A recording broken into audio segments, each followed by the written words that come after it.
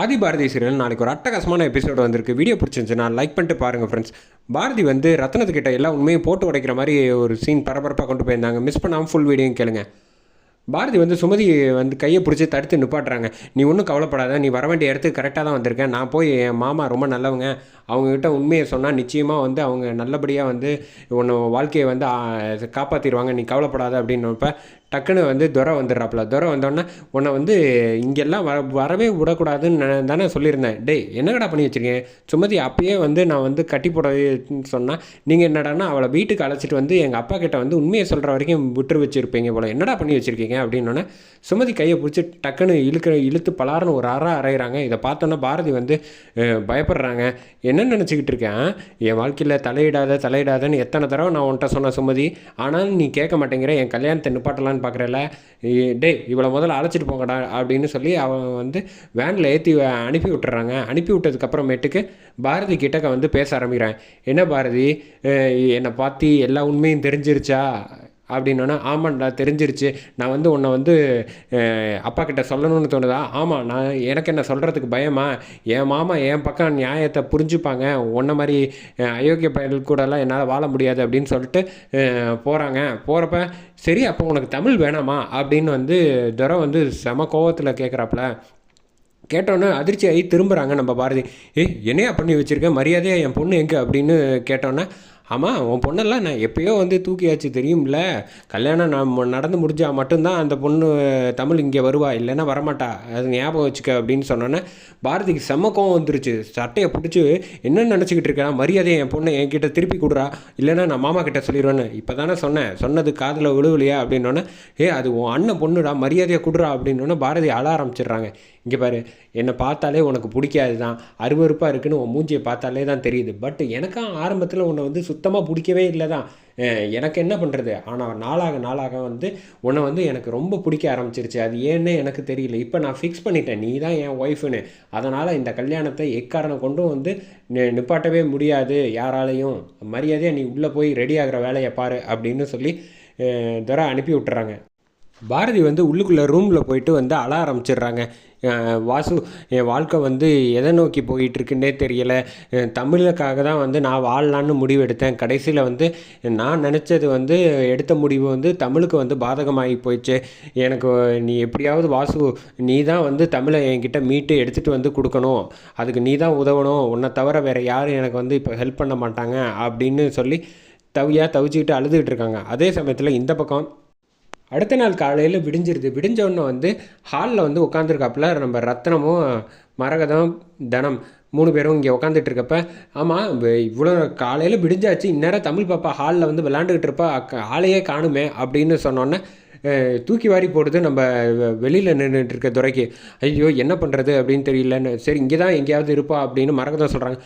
வாய்ப்பே இல்லை, நீ முதல்ல தானோ நீ போய் ரூமை கதவை தட்டு, அவன் எங்கே இருக்கான்னு போய் பாரதி கிட்டே கேளு அப்படின்னு சொன்னோன்னே பாரதி வந்து வராங்க. வந்தோடனே வந்து பாரதி வந்து அழுதுகிட்டு இருக்கப்போ, என்னம்மா முகம்லாம் டல்லாக இருக்குது, சரியாக தூங்கலையா அப்படின்னோடனே, தமிழ் எங்கே அப்படின்னு கேட்டோன்னே டக்குன்னு வந்து மாமா கிட்ட உண்மையை சொல்லிடலாமா, உண்மையை சொல்கிறது தான் சரி, அப்போ தான் வந்து துரைக்கிட்டேருந்து வந்து தமிழை காப்பாற்ற முடியும் அப்படின்னு ஒரு மன தைரியத்தை வர வச்சுக்கிட்டு துரைக்கு பற்றி சொல்லலான்ட்டு மாமா அது வந்து அப்படின்னு ஆரம்பிக்கிறாங்க. டக்குன்னு துரை ஓடி வந்துடுறாப்புல. ஓடி வந்தோடனே, நீ எதுக்கடா இப்போ தமிழை காணணுன்னு ஓடி வர, அது ஒன்றும் இல்லைம்மா, தமிழ் வந்து பாரதியோட அம்மா வீட்டுக்கு அனுப்பி விட்ருக்கேன் அப்படின்னோடனே, தாத்தா பாட்டி வீட்டுக்கு அனுப்பி விட்டாச்சு அப்படின்னா, யாரை கேட்டு நீ அனுப்பி விட்ட அப்படின்னோடனே, நான் என்ன பண்ணுறது, பாரதி தான் சொன்னான், அதனால தான் வந்து நான் அனுப்பி விட்ருக்கேன் அப்படின்னு ஒரே போட்டுடுறாங்க. என்ன பாரதி, நீ எதுக்கு, நீ தான் சொன்னியா இவன் இஷ்டத்துக்கு வளர்றான் அப்படின்னா, ஆமாம் ஆமாம் அப்படின்னு சொல்லி சமாளிக்க பார்க்குறாங்க. ஏமா இப்படி செஞ்ச, தமிழ் வந்து என்கிட்ட பேசவே மாட்டேங்கிறா, காலையிலேருந்து வந்து நேற்றுலேருந்து ரொம்ப கோபமாக இருக்கா, எனக்கு என்ன பண்ணுறதுன்னே தெரில, எவ்வளோ சொன்னாலும் புரிஞ்சிக்க மாட்டேங்கிறா, அதனால தான் வந்து இங்கே தாலி கட்டுறப்ப வந்து அவளுக்கு பார்த்தோன்னா ஒரு மாதிரியாக இருக்குங்கிறனால தான் அவளை வந்து என் அம்மா வீட்டுக்கு அனுப்பி விட்டுட்டேன் அப்படின்னு சொன்னி, ஏதாவது தப்பாமாம்மா அப்படின்னு சொன்னேன். அதெல்லாம் ஒன்றும் இல்லைம்மா, நீ என்கிட்ட ஒரு வார்த்தை சொல்லியிருக்கலாம்ல அப்படின்னு சொன்னோன்னே, இருக்கட்டும் நான் தான் பரவாயில்ல அப்படின்னு துரை வந்து கெத்தாக சொல்கிறாப்புல.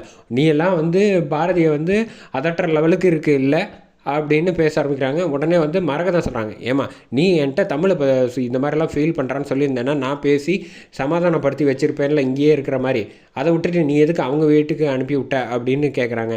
அவங்களுக்கும் அது பேத்திங்கிறது கொஞ்சம் கூட மனசில் வந்து தோணவே மாட்டேங்குது நம்ம மரகதத்துக்கு.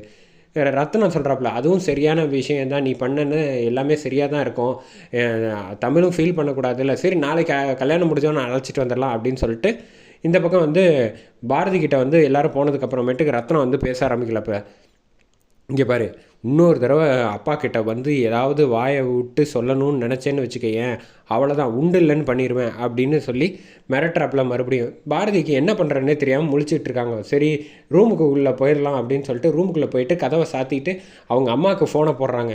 அம்மாவுக்கு ஃபோனை போட்டு இந்த விஷயம் எல்லாத்தையும் சொல்லிட்டாங்கன்னா நிச்சயமாக வந்து இங்கே கல்யாணத்தை வந்து நிப்பாட்டிடுவாங்கல்ல, அதனால் ஐடியா பண்ணுறாங்க நம்ம பாரதி.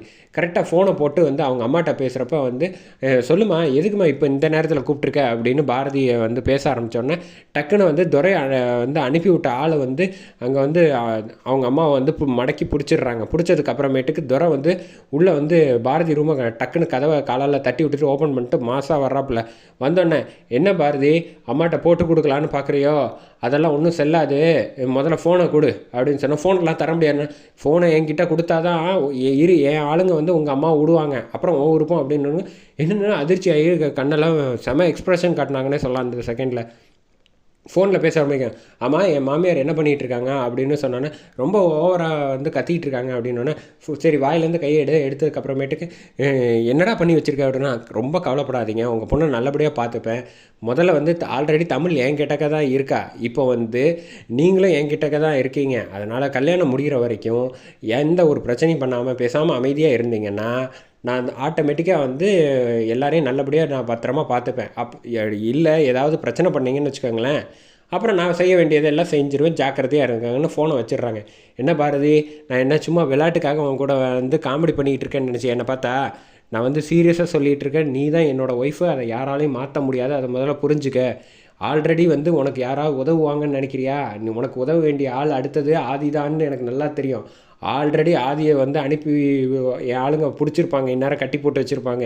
அதனால் நீ எக்காரணம் கொண்டு என்கிட்டேருந்து எஸ்கேப் ஆக முடியவே முடியாது, அதை முதல்ல புரிஞ்சுக்க, பார்த்து ஜாக்கிரதையாக இரு, தேவையில்லாத விஷயத்தெல்லாம் மனசில் போட்டு குழப்பிக்காத, முதல்ல வந்து நல்லா தூங்கி ரெஸ்ட் எடு, இன்னும் கொஞ்சம் நேரத்தில் கல்யாணம் வந்து இருக்குது, 4-5 மணி நேரம் தூங்கினா தான் ஃபேஸ் எல்லாம் நல்லா ஃப்ரெஷ்ஷாக இருக்கும், அதை முதல்ல புரிஞ்சுக்க அப்படின்னு தூரம் வந்து சொல்லிவிட்டு அங்கேருந்து நவுந்து போகிறாங்க. அந்த சமயத்தில் தான் பாரதி வந்து, என்ன வாசு எனக்கு வழியே விட மாட்டேங்கிற, மாமா கிட்ட சொல்லலான்னா அந்த இதையும் அடைச்சிட்டேன், இப்போ அப்பா அம்மா கிட்ட சொல்லலான்னா அதையும் பிடிச்சி லாக் பண்ணிட்டான், இப்போ வந்து எனக்கு ஒரே ஒரு நம்பிக்கை ஆதி மட்டும்தான் இருக்காப்புல, அந்த ஆதியும் வந்து இப்போ இல்லைன்ட்டாங்க, கடைசி நம்பிக்கை வாசு, நீ தான் வந்து இந்த கல்யாணத்தை நிப்பாட்டி என்னை காப்பாற்றணும் அப்படின்னு சொல்கிறாங்க. கரெக்டாக ஆதி வந்துகிட்ருக்காங்க பைக்கில் வந்துகிட்டு இருக்கப்ப இந்த பக்கம் வந்து துரையோட ஆளுங்க வந்து நிற்கிறாங்க. நின்னோன்னே அதோட எபிசோட சூப்பராக முடித்தாங்கன்னே சொல்லலாம்.